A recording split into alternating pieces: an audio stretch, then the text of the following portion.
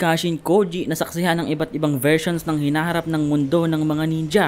Bagong humanoid Shinju andito na. Iilan nga lang yan sa mga revelasyon at pangyayari na magaganap nga sa Boruto 2 Blue Vortex Chapter 13. At ito na nga yung full spoilers para sa chapter na ito. Pakipindot nga muna saglit ng like, din atin na nga itong simulan. So as usual nga ay this is a spoiler video at hindi ko nga pwedeng ilabas ang lahat ng pangyayari since unofficial pa nga itong ating source. At kailangan pa nga muna natin antayin yung official chapter release bago natin ilabas yung ating full review. So, sa simula nga ng chapter 13, dapat nga ay tutuluyan ng paslangin dito ni Jura itong si Boruto matapos nga niyang hindi matamaan ng laser Biju Dama ang vital organs ni Boruto sa nakaraang chapter. Pero dito nga ibiglang sumulpot itong si Bug. At dito nga ibinigyan nga niya ng update si Jura tungkol sa isang info na kung saan si Boruto nga daw ay may kakampi na nagbibigay nga sa kanya ng impormasyon tungkol sa mga Shinju. At may sinasabi nga dito na patungkol nga daw sa isang ritual.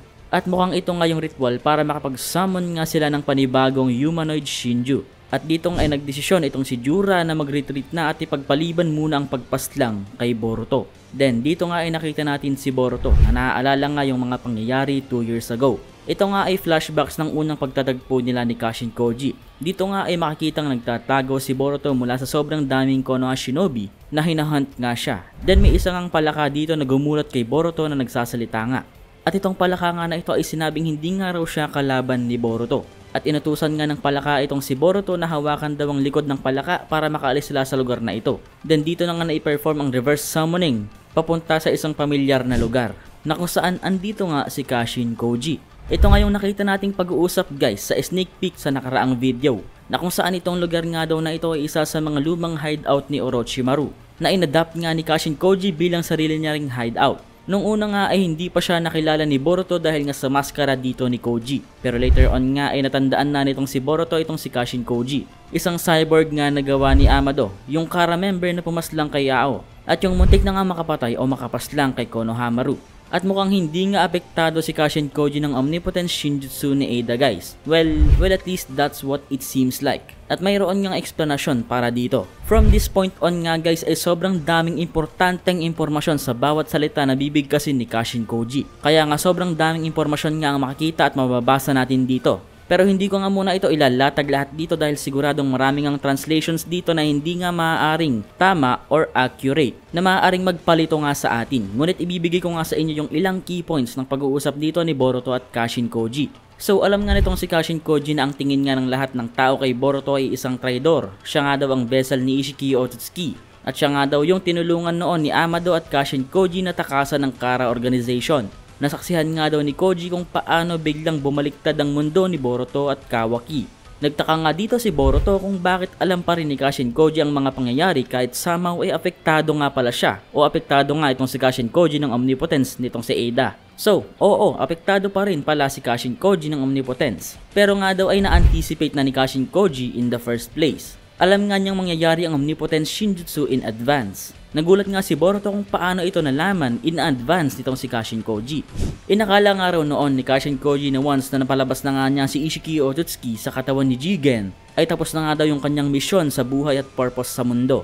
Ngunit at that moment, habang inaantay na nga lang daw niya yung kanyang pagkamatay, tulad ng pagkamatay noon ni Jiraiya, ay bigla nga siyang nakakita ng sobrang daming visions o mga bagay na hindi pa nangyayari. Itong mga visions nga ito ay naglalaman ng mga pangyayari tulad ng kung paano papatayin o papaslangin ni Naruto gamit ang Baryon Mode itong si Ishiki, ang paglalaban ni Boruto at Kawaki, at mga hinaharap na hindi pa nga nangyayari sa Boruto 2 Blue Vortex. At syempre kasama na nga rin dito yung future na kung saan magaganap nga ang omnipotent Shinjutsu. At bukod nga dito ay nasaksihan din ni Kashin Koji ang hinaharap na kung saan mayroon niyang mga humanoid Shinju na makikita natin dito. Kasama nga dito ang isang Shinju na hindi pa nga natin kilala kung sino at saan nagmula. At itong mga visions nga yung dahilan kung bakit pinilit ni Kashin Koji na makatakas sa laban niya against kay Ishiki sa pamamagitan nga ng reverse summoning. Nagtaka nga si Boruto kung bakit may ganitong abilidad si Kashin Koji. Pero ito nga daw ay manifestation ng ability na naman na nga niya mula kay Shibai Otsutsuki. So, oo guys, tulad nga ni Code, Ada at Daemon, mukhang ito nga si Kashin Koji ay nabiyayaan din ng Shinjutsu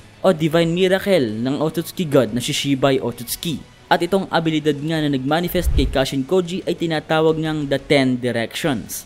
Mukhang ito nga yung abilidad na makita ang iba't ibang klaseng versions ng future, destiny o hinaharap ng mundo o bawat tao. I-explain ko nga yan sa mga susunod na video at sa full chapter review dahil komplikado nga yan at sobrang dami ngang pag-uusap sa bagay na yan na mas magandang bigyan to ng dedicated video at syempre mas pag-usapan sa full chapter review natin. Maraming future nga daw na nasaksihan itong si Kashin Koji. For example, may mga future nga na kung saan bago pa man mangyari ang time skip, mamamatay na nga si Boruto sa kamay ni Kawaki. May versions nga rin ng hinaharap na kung saan hindi nga nagpalit ang buhay ni Boruto at Kawaki. At sobrang dami pang iba. Itutuloy na lang natin yung mahabang pag-uusap na yan guys. Pero matapos nga yan ay mukhang makita nga natin dito si Himawari na nagising na nga at naka-recover na matapos ang laban niya against kay Jura. At dito nga ay dahil completely in sync yung kapangyarihan nga ni Kurama dito kay Himawari, nagawa nga niyang gamitin yung chakra ni Kurama para ihil nga yung injuries dito tulad ng sugat ni Sarada rapidly. Dapat nga ay gagamitin niya rin yung healing ability niya dito kay Boruto ngunit agad nga siyang pinigilan dito ni Kawaki at sinabing kailangan muna nilang posasan si Boruto bago niya maihil itong si Boruto. At dito nga ay mukhang magiging prisoner si Boruto ng Konoha. Hindi nga natin alam kung ano yung mangyayari from this point on. Kahit nga yung communication ni Boruto kay Kashin Koji ay sinira din dito ni Kawaki. At mukhang na-realize nga dito ni Kawaki na mukhang si Kashin Koji nga yung informant nitong si Boruto base sa nakita niyang palaka dito. At matapos nga yan ay makikita nga nating muling nabuhay si Hidari dito sa dimensyon ng mga Shinju. At mukhang may Thorn Soul Bulb nga dito na kanilang ginagamit para mag-summon ng panibagong humanoid Shinju. At yan nga guys yung full spoilers para sa chapter 30 ng Boruto 2 Blue Vortex. Sobrang dami ko nga hindi na-include dito guys na ipapakita ko sa inyo sa full chapter review kaya abangan nyo yun guys. Subscribe para updated ka. Peace!